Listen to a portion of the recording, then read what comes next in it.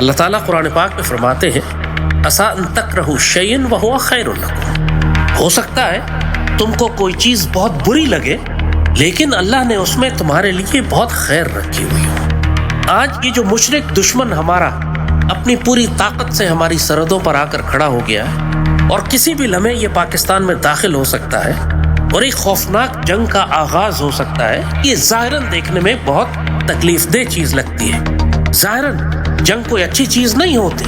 یہ حقیقی بات ہے۔ خود سیدی رسول اللہ نے فرمایا ہے کہ جنگ کی خواہش نہ کرو، لیکن اگر جنگ تمہارے سر پر آ جائے تو پھر اس کے بعد بزدلی مت دکھانا۔ بے شک یہ دشمن اتنی بڑی طاقت لے کر جو ہماری سرحدوں پر آ گیا ہے، اس نے اس پاکستانی ملت کا بہت بڑا مسئلہ حل کر دیا ہے۔ وہ کام جو ہم کئی سالوں سے کرنے کی کوشش کر رہے تھے، اللہ تعالیٰ نے مشرک دشمن کی اس ایک سازش کے ذریعے پوری قوم کو سمجھا دی۔ وہ جو سالوں سے ہمارا مذاق اڑا رہے تھے، اللہ تعالیٰ نے ان سب مذاق اڑانے والوں کے منہ توڑ دیے۔ وہ لوگ جو سالوں سے شک میں پڑے ہوئے تھے کہ بھارت اور پاکستان کی کبھی جنگ نہیں ہو سکتی، ان کے منہ اللہ نے ہمیشہ کے لیے بند کر دیے۔ وہ جو غزوہ ہند کے معاملے میں شک میں پڑے ہوئے تھے کہ بھارت اور پاکستان کا تو کبھی تصادم ہو ہی نہیں سکتا، دونوں ایٹمی طاقتیں ہیں، ہمیں تو 100 سال کا امن کرنا چاہیے، اللہ تعالیٰ نے اچھی طرح پوری پاکستانی قوم کو دکھا دیا کہ جو سیدی رسول اللہ نے فرمایا تھا کہ ایک وقت میں تمہارا ان ہندو مشرکوں کے ساتھ ایک آخری تصادم ہوگا۔ اور اب پوری قوم غزوہ ہند کی بات کر رہی ہے۔ وہ جنہوں نے آج سے پہلے کبھی غزوہ ہند کا نام اپنے منہ سے نہیں نکالا، آج وہ بھی غزوہ ہند کی احادیث پر بڑے بڑے ویلاگ کر رہے ہیں، بڑے بڑے لیکچر دے رہے ہیں، خطبات دے رہے ہیں، قوم کو سمجھانے کی کوشش کر رہے ہیں کہ آخری وقت میں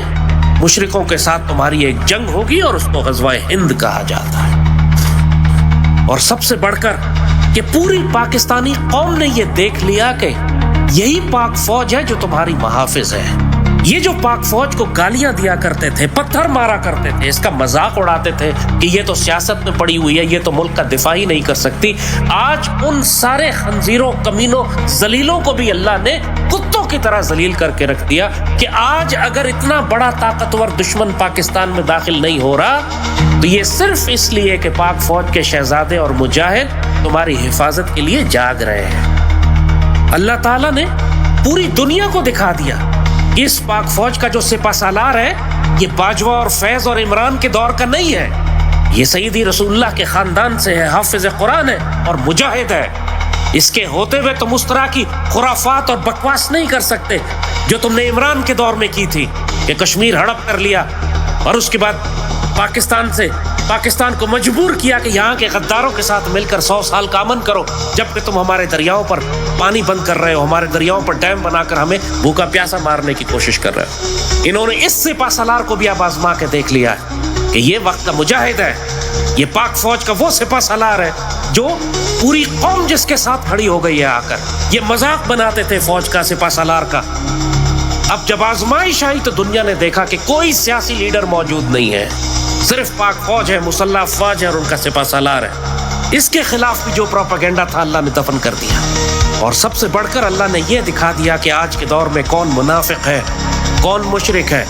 کون مسلمان ہے، کون مجاہد ہے، کون ہمارا دوست ہے، کون ہمارا بھائی ہے، کون ہمارا دشمن ہے، سب کچھ کھول کر سامنے رکھ دیا۔ پاکستان کی صفوں میں جتنے منافق تھے اللہ نے وہ ظاہر کر کے رکھ دیے، کیا نجم سیٹھی تو کیا حامد میر، یہ ہمیشہ سے ظاہر تھے، لیکن اب جب بالکل جنگ ہمارے سر پر آ گئی ہے، اس وقت جن بد کرداروں نے اس وقت وسوسے پھیلانے شروع کیے، افواہیں پھیلانے شروع کی، قوم کے دلوں میں خوف بٹھانا شروع کیا، یہ تو وہ پرلے درجے کے غدار ہیں کہ جن کو مشرکوں سے پہلے ختم کرنا چاہیے۔ اللہ نے صاف صاف دکھا دیا پوری قوم کو کہ آپس کے تمہارے جتنے بھی اختلافات ہوں، جب تمہارا مشرک دشمن آئے گا تو وہ کسی کا لحاظ نہیں کرے گا۔ پوری قوم کو اللہ نے اکٹھا کر دیا، پوری قوم کی، حتیٰ کہ پیپلز پارٹی اور نون لیگ کے وہ فسادی جو ابھی تک سر توڑ کوشش کر رہے ہیں کہ کسی طریقے سے ایسا بیانیہ بنائے کہ پاکستان کو دنیا میں دہشت گرد ڈکلیئر کرایا جا سکے، پوری قیادت نون لیگ کی اور پیپلز پارٹی کی پاکستان کی پشت میں خنجر مار رہی ہے۔ اس کے باوجود پاکستانی عوام پاک فوج کے ساتھ کھڑے ہو گئے آگے، پیپلز پی ٹی آئی کی ساری قیادت عمران سمیت جو بیانیہ انہوں نے نکالا ہے سوائے زہریلے پروپیگنڈے کے اور کچھ بھی نہیں ہے۔ دشمن میڈیا کھڑا ہو کر اپنے چینلز پہ کہہ رہا ہے پی ٹی آئی والوں سے، کیونکہ ان کو اعتماد ہے پی ٹی آئی والوں پر۔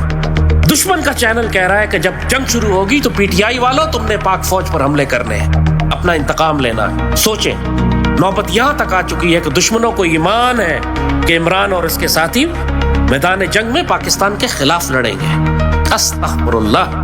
یہاں تک نوبت پہنچ چکی ہے کہ دشمن کی جنگی حکمت عملی کا سارا دار و مدار عمران اور اس کے کمینوں پر ہے۔